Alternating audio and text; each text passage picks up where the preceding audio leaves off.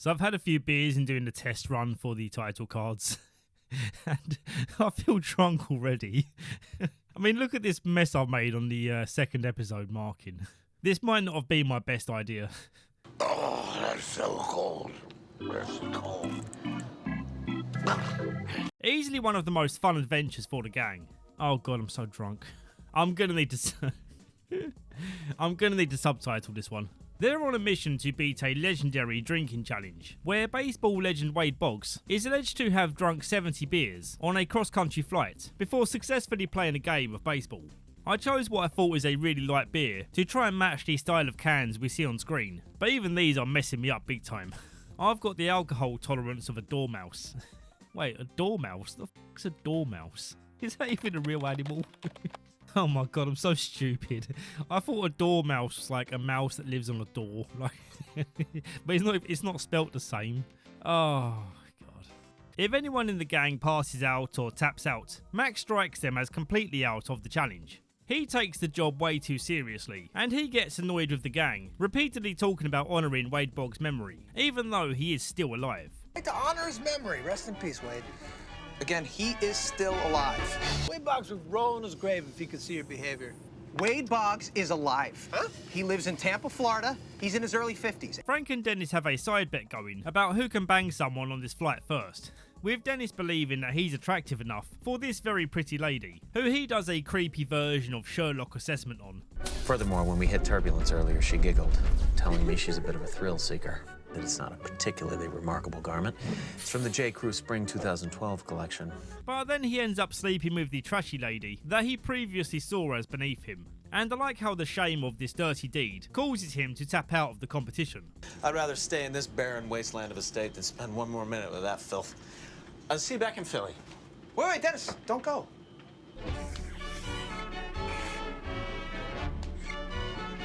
There you go. When they get to the end of the competition, only Dee and Charlie remain, and they are completely trashed, with both Charlie and Caitlin doing a fantastic job acting drunk. Dee passes out on the luggage carousel, so all Charlie has to do now is successfully play a round of baseball. Okay, I'm gonna put a little mustard on this one, all right? Give him a hot dog, baby! All right. When Charlie then hits a home run, Mac decides that's enough to crown him the victor of the challenge. You know, that's the only ball I have, and I didn't expect you to hit it that far. I really don't feel like going to get it. I say you did it! Game on! Yeah! I didn't describe much of what goes down in this challenge, but trust me, it's super fun to watch. I would say this one is more of a fun episode than it is a laugh out loud episode, but it's one I never skip, so it definitely belongs in the upper section, going just above Mac's Big Break. That feels very fair to me. It's at number 23. Alright, I'm gonna go sober up for the next one. I can't do a whole season like this. I'm a five-star man! I'm a five-star man! I'm a five-star man! I haven't mentioned the bloopers for a while, but this season has some of the best. And here when the gang are talking about the perks of group dating, Danny has a line of improv about his experiences of group dating in the 70s, which is so funny that Glenn has to physically contain his laughter. I could just slip right in there and out. Nobody would know the difference. It was great. Then AIDS ruined everything. Their idea is to host a group dating evening right here in Paddy's, so they can make some coin while trying to hook up. Dennis brings back the Dennis system, but even after all these years, the other guys still don't get how it works, and immediately blow his cover. I botched it. He has a system for women. Well, don't talk about the system. The system happens without them knowing it. The best thing about this episode is the website that Dennis discovers, where men get rated on their dating skills. And as the episode goes, his rating keeps going down, and naturally he obsesses over it, determined to be seen as the 5-star man that we all know he is. Doesn't change the 5-star man who he is. I'm a five-star man! I'm a five-star man! I'm a five-star man! He gets so desperate for approval that he promises to be nice to the waitress if she gives him a 5-star review, but then she reveals that she doesn't have access to the internet in the year 2015. I don't have online though. What does that mean? You don't have online?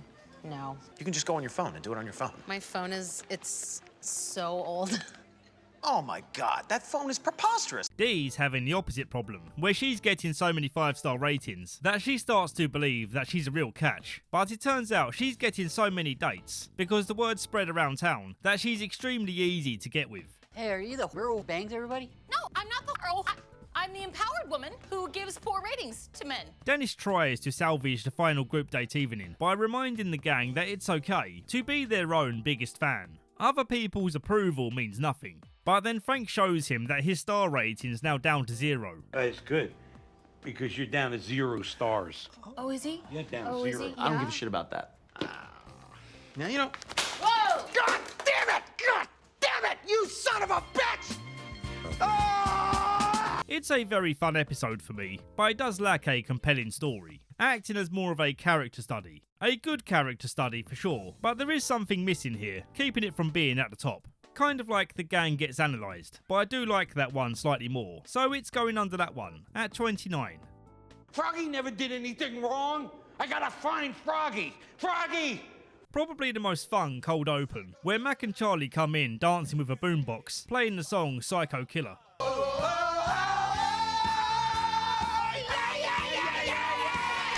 I love how jazzed up they are, although the news that Mac and Charlie bear isn't exactly something to celebrate. Psycho Pete, the guy I mentioned in the high school reunion, has come back to town. Despite Charlie and Mac hyping him up as some vicious, out-of-control killer, he's actually very mellow.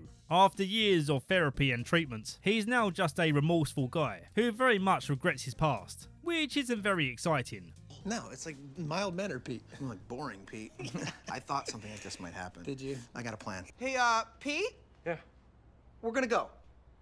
Okay. Hoping to absolve his guilt and make Psycho Pete fun again, they go looking for Cricket to exchange a confession for a few bottles of beer. And he reveals the results of being stuck in their burning apartment at the end of the season 9 finale. I don't like it. Take it off. We want to talk Knock to you. it off. We're having a conversation. Holy shit! Oh, shit, Holy dude. shit! Put What it back happened? on! Put it on! Put it back on! Put it on! What the hell? Hilariously, they use the old glory hole as their confession box, but Pete is too weirded out by this, so they get no confession. This leads into their next idea of performing an exorcism, but they find out that Cricket doesn't remember his Latin, and this is where more of those funny bloopers happen. No, don't worry about it. I can sell anything, you know? You know how many times I fake on the streets? The orgasms, the O's, you know? Well, sometimes you don't fake it. Meanwhile, the others go down to the old loony bin, Frank's words, not mine, to find out why this place shut down, letting Psycho Pete out into the wild. And it's here where some memories come flooding back for Frank, as while locked up in this asylum, he had an imaginary frog friend, and he's freaking out that his friend is nowhere to be found. Froggy can't be in the world out there. Froggy never did anything wrong. I gotta find Froggy. Froggy! A lot of people love this next line of dialogue, where Dennis gets so frustrated at Dee that he threatens her in front of a doctor. But to me, there's something about his escalation and line delivery when calling her a bitch. Are you saying that you have a collection of skin luggage? of course I'm not, Dee. Don't be ridiculous. Think of the smell. You haven't thought of the smell, you bitch! That just feels kind of forced and not very natural. Listen, I love Glenn Howerton, and he's got tons of iconic lines, but I'm just being honest here and saying this one for me didn't feel quite right. It turns out that Frank was the frog kid, and that's kind of funny. And it turns out that Pete was never a murderous psycho. It was all just rumours spread by people like the gang. He really wants their help, but they don't feel like putting in the work, so they send him packing on a train. Just want to thank you guys so much for trying to help me.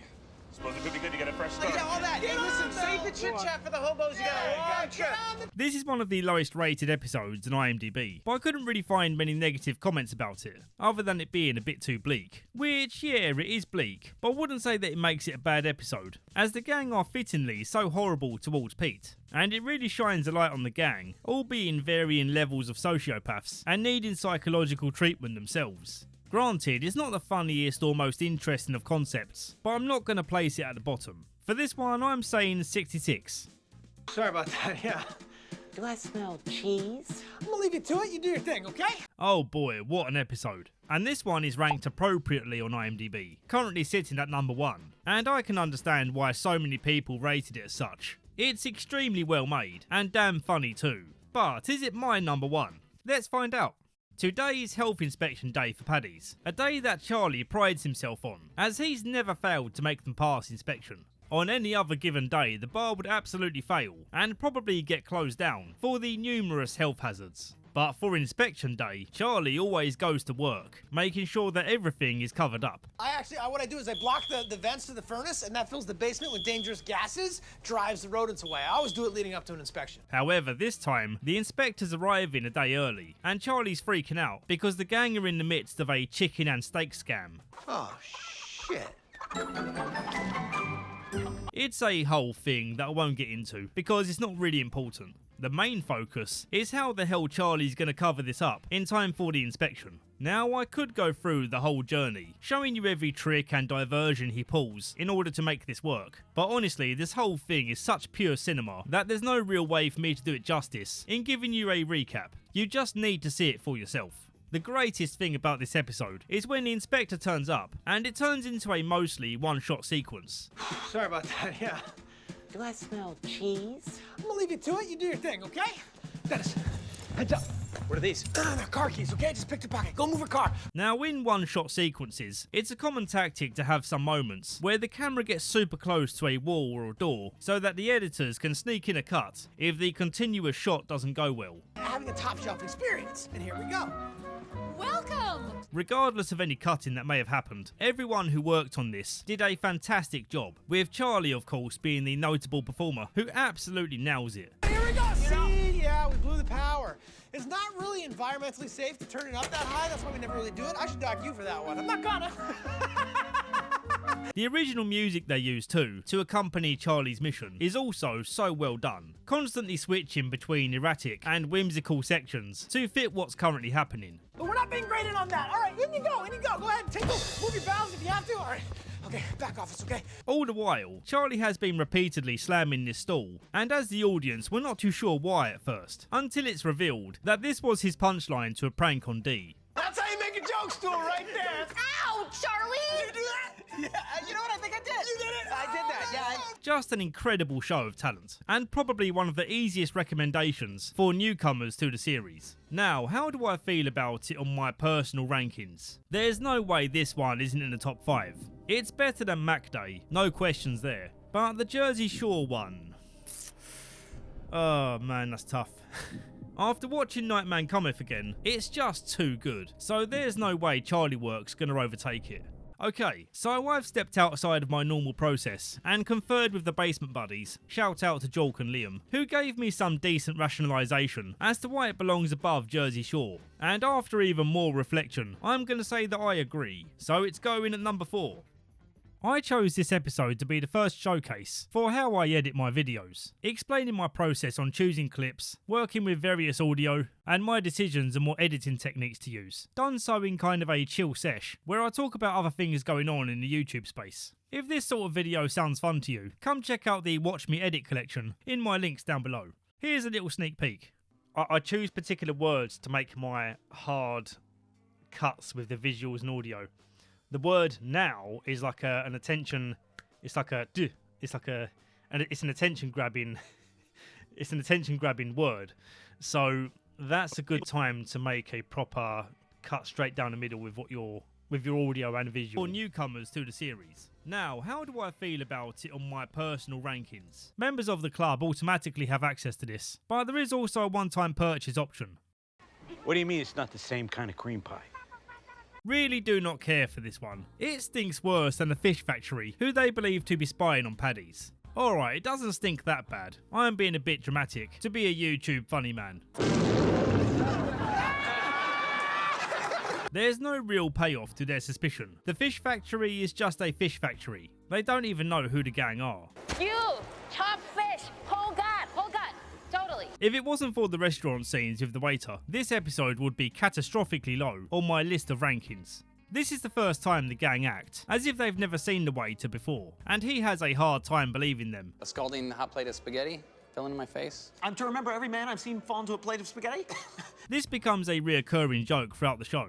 In this one, there's a whole thing about red snapper becoming extremely pricey due to the gangs interfering at the fish factory, but they keep ordering it anyway, as fish has been established in their brains. No, I'm in a fish mood now. Fish has been established. It was established, wasn't it? Yeah, it was. I'm making it sound less funny than it is, so I'm just going to stop there.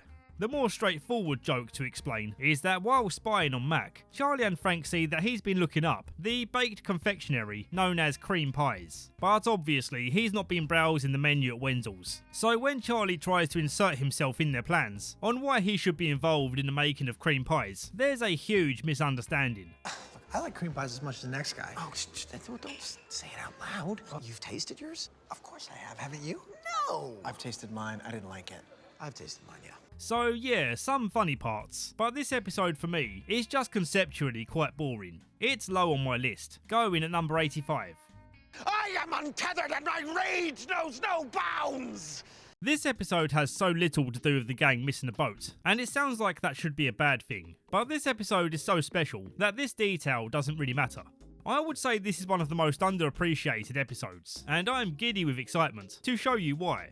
After missing a party boat, the gang decide they've had enough of dragging each other down, and so for this episode, they set off on their own adventures. I'm storming out! What? Don't copy me! I'm the one who's angry! God damn it! You don't storm out on me. I storm out on you. I'm the one who storms out! I'm the one who's... Charlie and Dee didn't get tangled up in the argument, and so they decide to get lunch together, where they realise they share a commonality in that they're both bullied by the gang. I mean, they all bully each other, but Charlie and Dee feel that they're the ones who are treated with the least respect, with Charlie always feeling compelled to do gross stuff. And it's gotten to a point where they struggle to order a chicken sandwich without being weird about it.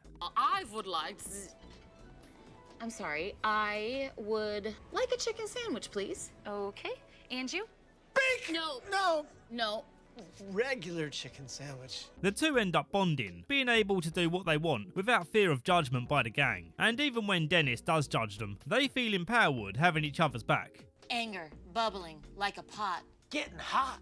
Gonna explode like a bomb in a toad. This ends up with them feeling a spark and sharing a cautious kiss before saying to hell with it and going all in.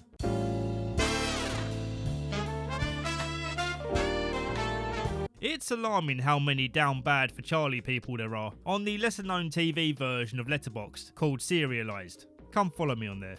Unfortunately for the Char-D shippers, they end up being filled with regret and going back to being mean to each other. Is it cold in here?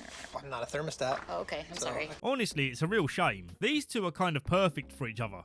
Mac's adventure is that he leads the gang into believing that he's finally going to come out the closet, but he just makes his attempts to hide it look even more desperate by picking the most attractive lady he can find and pretending to boink her in the office. He can't even get it up with me. Well, that's because she's not even that hot. She's very hot. She's beautiful. Frank's adventure is finding a new gang who, funnily enough, just bought a bar together, and he forces himself into their business, bringing his signature flavour of chaos, which ends up getting their bar shut down, and he doesn't really care to help fix it. Okay, old man. What's your plan? And then we have Dennis, who drove his Land Rover into the river when trying not to miss the boat. He's now trying to sell his car, being too frustrated with the situation to drag it back onto land, and the potential buyers only make his mood worse by having complaints about it being in the water. And the final straw is this guy, when he suggests that this Land Rover would be a great starter car for his daughter, an insult that cuts so deep that Dennis invokes the might of Zeus for this legendary outburst. I have contained my rage for as long as possible, but I shall unleash my fury upon you Like the crashing of 1,000 waves! I am untethered and my rage knows no bounds! This episode is always such a pleasant surprise, because I always forget about the multiple storylines and how they all generated from a simple goof of missing a boat. With everyone wandering off on their weird paths, the episode does lack a feeling of direction and having a clear purpose, but that aspect is positively countered by the comedy being so strong. So in terms of ranking, it's going to sneak its way in, just into the top 20. I love Char-D McDennis, but there is more going on with this one, so yeah, it belongs here at 19. Stop trying to handle it. Mac's dad Luther's made headlines for decapitating a man with a stop sign, with the report saying that he'll face a death penalty if found guilty. So Mac steps up to do something about it. He's innocent, and I'm not gonna let the state kill him. I'm gonna save my dad's life. I love every scene with Luther in prison, with how desperate Mac is for his approval, and how blind he is to what a terrible person his father is. We believe that there is no way that you did this. You didn't do it, right, Dad? No. Despite Luther ordering them to leave him alone, they continue to look into his case, which ends up completely destroying his chances of winning his court case, as word has spread around that his son has been going around intimidating witnesses. And after questioning Bonnie, where she reveals that both Luther and his accomplice Eduardo were keeping her company on the night of the murder. They were both inside me. Eduardo was in my mouth and Luther was in my butt. Oh my God, no, don't tell me everything. What? No! But then Eduardo went out and killed someone. This helps them pin the blame on Eduardo. But now the whole prison see Luther as a rat, and he's likely going to get shanked. Save me. Yeah! You buried me. They're gonna kill me in here because of you. There's a subplot where Bill Ponderosa wants to drink himself into an early grave, which is really harsh in the vibe that Frank brought in today, about life being happy. Oh, come on. You guys own a bar. You watch people slowly kill themselves every day, am I right?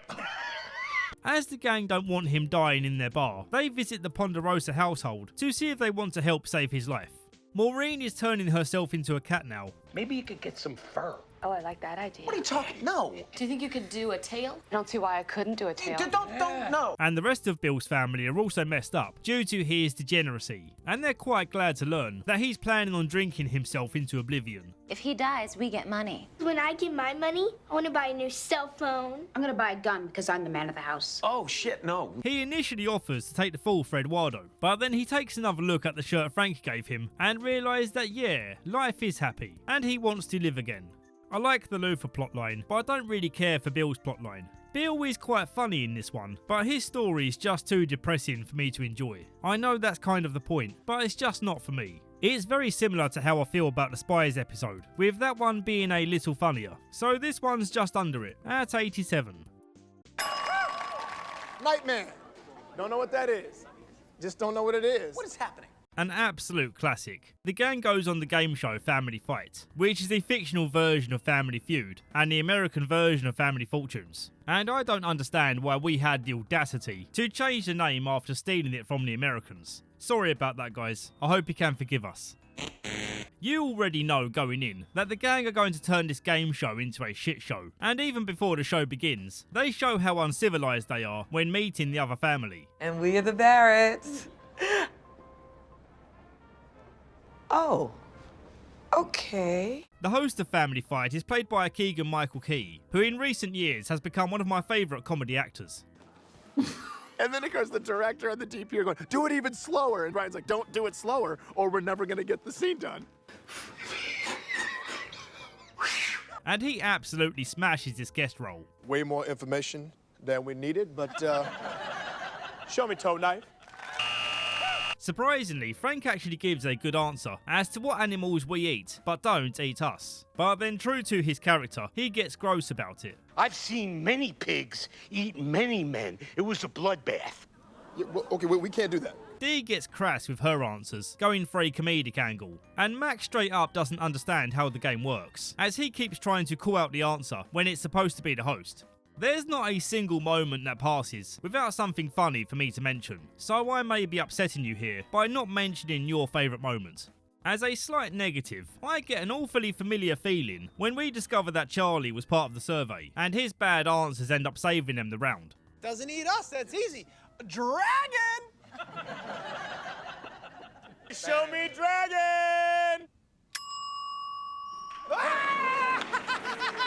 I knew I'd seen this same joke set up on a different comedy show, and then I remembered I saw it on Family Guy on an episode that aired 5 years before this, called Big Man on Hippocampus. Show me Picard's flute!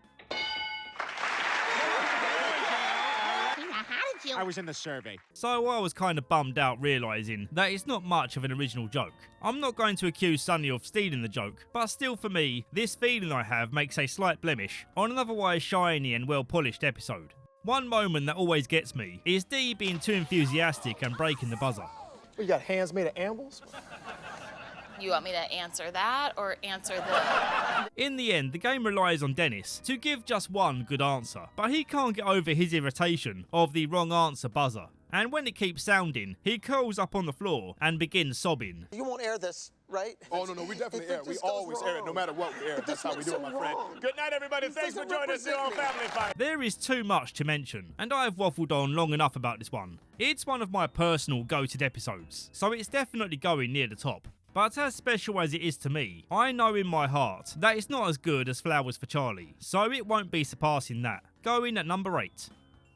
The reason I'm telling you all this is because I'm playing both sides so that I always come out on top. The gang are excited about a sinkhole that appeared in the men's bathroom, but Frank feels nothing about it, feeling so little passion about this potential adventure that he declares that he's officially retiring from Paddy's pub.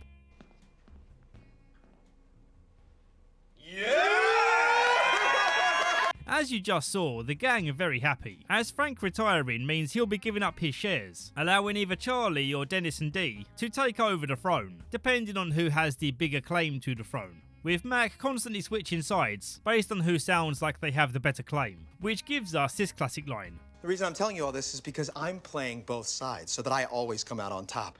Most of this episode I don't find to be very entertaining, although I do love the makeup here, making Frank look extremely sickly, as they keep taking too much blood when trying to get a DNA test. And I do like this funny line, when they bring in a whole bucket of blood for the test.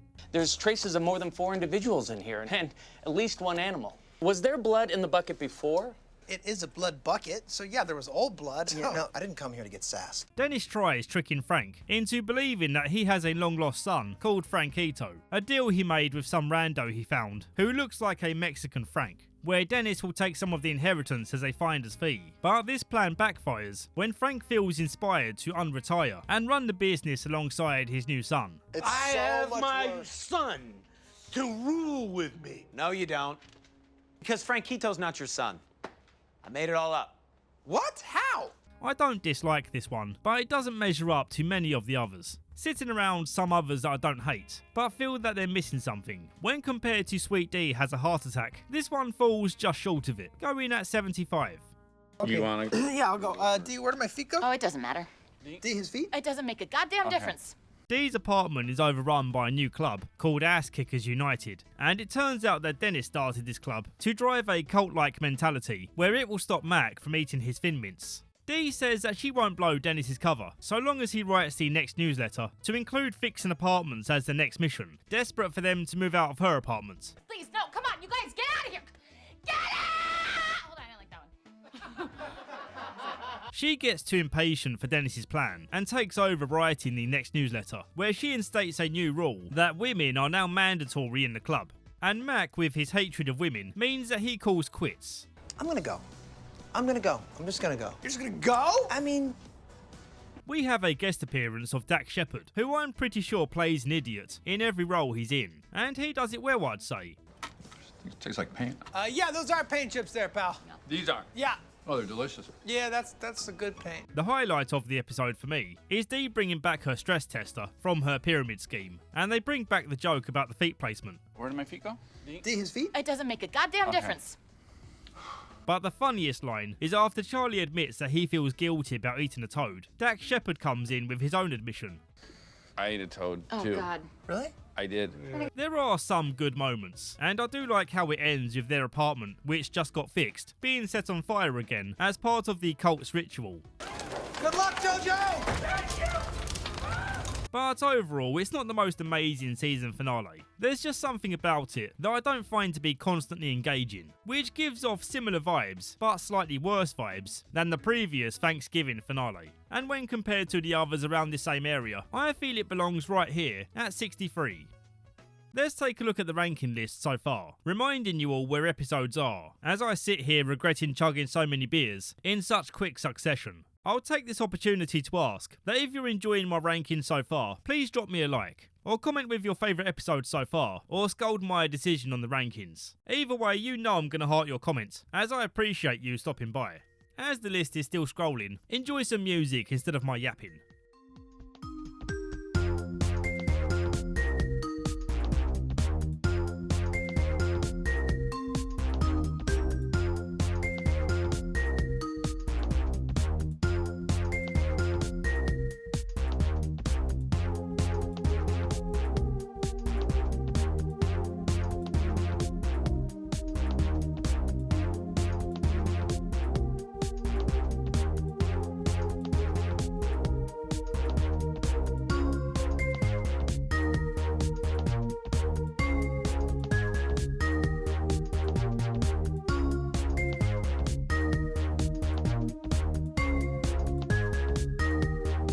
This season was kind of all over the place for me, with less than half of the episodes being anything special in my books. The next season has 2 standout episodes. Mac and Dennis move to the suburbs, and the best court case in the show, McPoyle versus Ponderosa. As for the others, I'm yet to decide how I feel. If the next season is up, it will be right here for you to click. If not, I'll be letting my recommendations suggest something else for you. As always, I appreciate you being here.